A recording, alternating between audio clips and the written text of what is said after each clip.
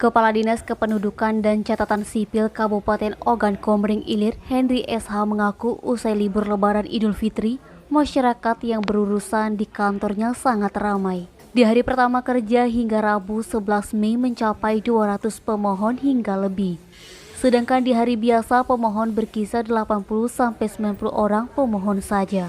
Di hari keempat kerja yakni Kamis 12 Mei hingga Jumat 13 Mei pemohon atau masyarakat yang berurusan dokumen baik elektronik KTP, kartu keluarga, akta kelahiran, dan sebagainya sudah mulai sepi. Khusus perekaman KTP tidak ada kendala yang begitu berarti.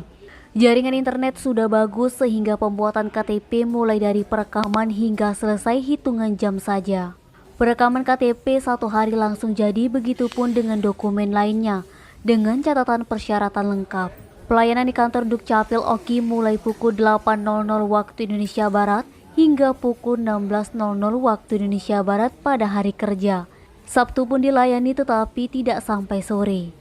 Untuk belangko KTP hingga saat ini masih cukup ada sebanyak 5.000 belangko dan cukup hingga 1 bulan ke depan. Niskia, Sumeko TV melaporkan.